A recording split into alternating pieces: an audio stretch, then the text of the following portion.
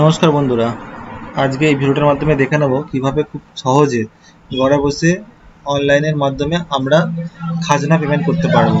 তো তার জন্য বাংলাভূমি ওয়েবসাইটটা আমাদের লাগবে বা আমরা এর মাধ্যমেই করব। তার জন্য আমাদের একটা আইডি থাকতে হবে। সেটা বানানোর জন্য সাইন আপে ক্লিক করে এখানে নাম, ফোন নাম্বার, পাসওয়ার্ড দিয়ে আইডিটা বানিয়ে নিতে হবে। তারপর যে ইউজার নেম আর পাসওয়ার্ডটা দিয়ে বানানো হলো সেটা দিয়ে এখানে সাইন ইন করে লগ ইন করতে হবে। এরপরই আমরা খুব সহজেই খাজনাটা পেমেন্ট করতে পারবো। আর খাজনা পেমেন্ট করার পরে রিসিপ্টটা ডাউনলোড করবো। সে পুরো ভিডিওটা দেখতে থাকো। পুরো স্টেপ বাই স্টেপ কীভাবে পেমেন্ট করতে হবে, কীভাবে ডাউনলোড করতে হবে পুরো দেখানো আছে। তো এটা আমাদের লগ ইন হয়ে গেছে। তারপর সিটিজেন সার্ভিসে গিয়ে এখানে যেসব অপশানগুলো আছে, সার্ভিস ডেলিভারিতে যেসব অপশান আছে কিন্তু এগুলোতে নেই। তার জন্য আমাদের কিন্তু যেটা করতে হবে অনলাইন অ্যাপ্লিকেশন।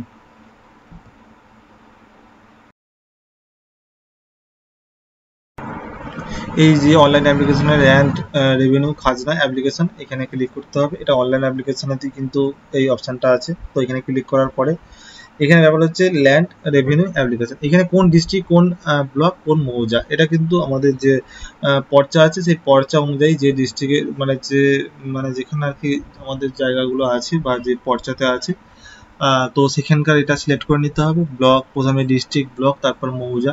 প্রত্যেকটা জিনিসই আমাদের মানে আগেকার যে খাজনাটা আছে সেখানেও কিন্তু ডিটেলস থাকবে। তো পরের স্টেপে আছে যে এইখানে কি অ্যাপ্লাইটা করছে, অ্যাপ্লিকেশন টাইপ, অ্যাপ্লিকেন্ট টাইপ। তো সেলফ নিজের জন্য যদি করা হয় সেলফ, আর যদি অন্য কারোর জমা করা হয় তাহলে সেখানে আদার্স দিয়ে করতে হবে বা তার নাম দিতে হবে। ঠিক আছে, লাস্ট নেম, বাবার ফাদার্স নেম, অ্যাড্রেস, ঠিক আছে। তারপর হচ্ছে উপভোক্তা মোবাইল নাম্বার, এখানে ফোন নাম্বার দিতে হবে, ওটিপি যেটা ভেরিফিকেশন হবে।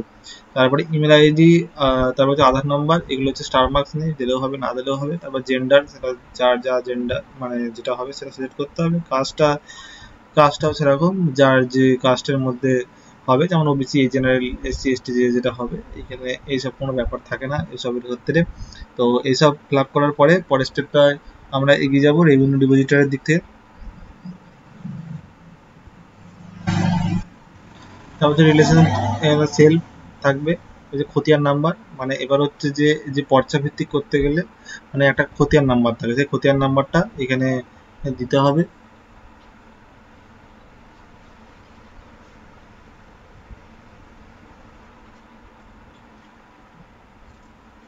তো এবার রেভিনিউ ডিপোজিশন এখানে ফিল আপ করতে হবে। তো রিলেশনশিপ এখানে সেলফ থাকবে, আর এখানে খতিয়ান নাম্বারটা আমরা আগেকার যে ট্যাক্সের রিসিপ্ট আছে সেখান থেকেও পেয়ে যাবো, বা আমাদের যে পর্চা আছে সেখান থেকেও পেয়ে যাবো।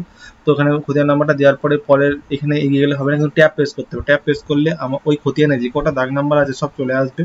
ঠিক আছে, চলে আসার পরে সেই একটা দাগ নাম্বার সিলেকশন করতে হবে। তারপরে যে প্লট নাম্বার এই জায়গাটা আসছে, এবার সেই জায়গাটা কি কাজে ব্যবহার করা হয় সেখানে ইউজ অফ ল্যান্ডের ওই যেখান থেকে সিলেকশন করতে হবে।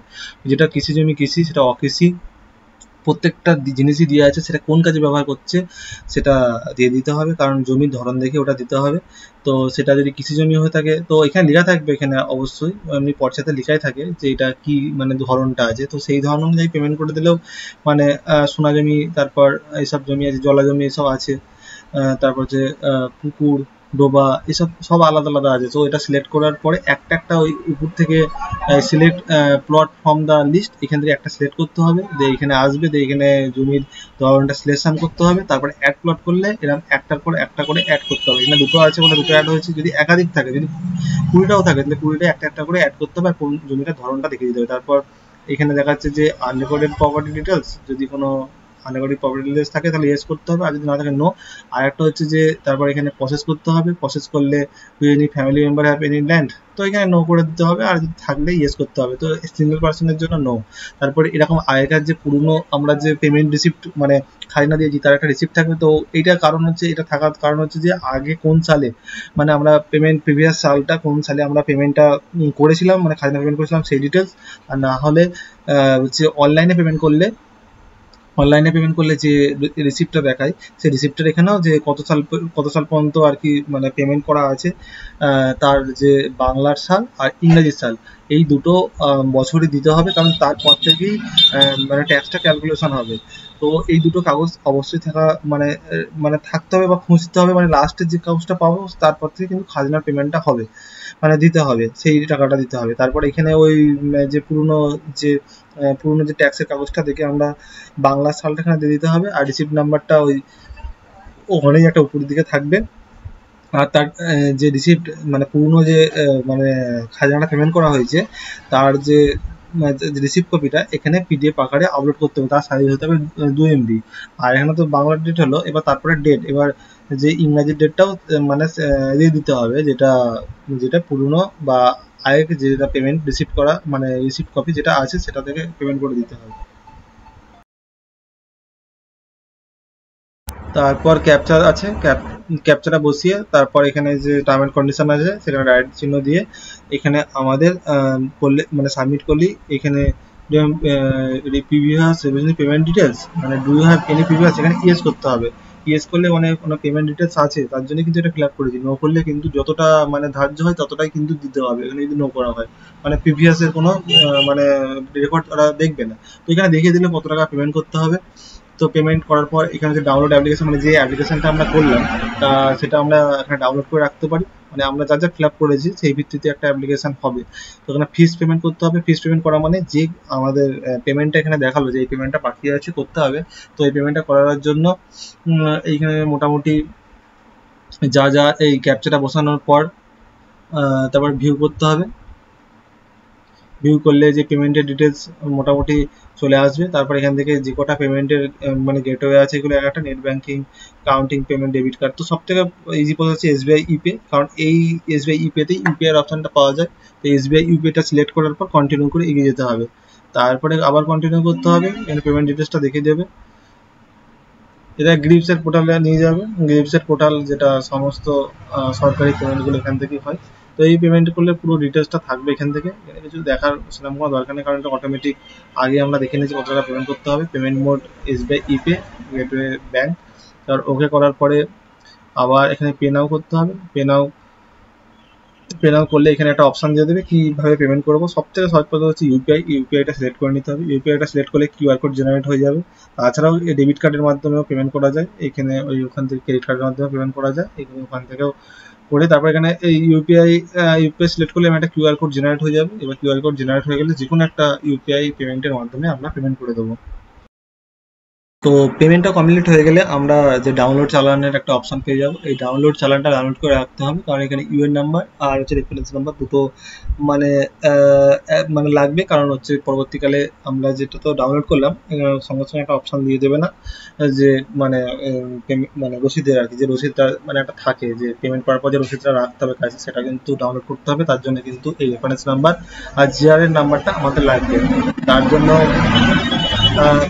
এই যে অ্যাপ্লিকেশনটা আমরা ডাউনলোড করে রেখে দেবো পেমেন্টের আর কি, মানে যেটা রিসিপ্টটা।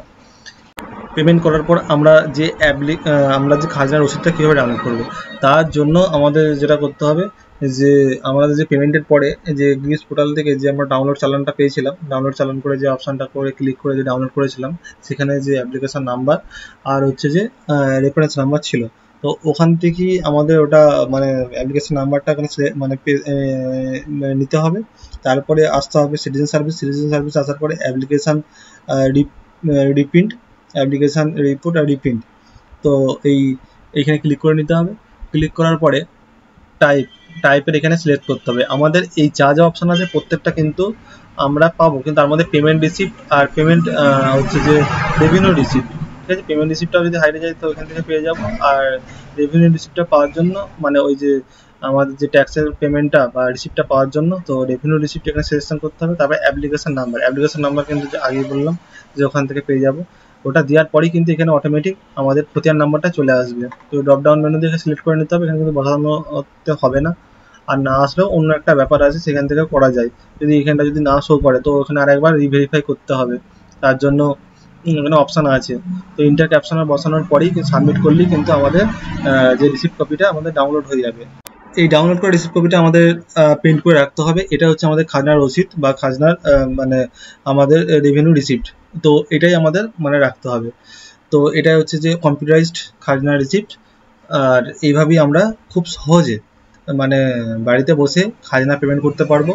তো ভিডিওটার মধ্যে যদি কোনো রকম সমস্যা বা না বুঝতে পারো আমাকে কমেন্ট করতে পারো ভিডিওটার মধ্যে। আশা করি ভিডিওটা ভালো লেগেছে, ভালো লাগলে লাইক করো। এখানে ভিডিওটা শেষ করলাম, দেখা হচ্ছে পরেরটি অন্য ভিডিওতে।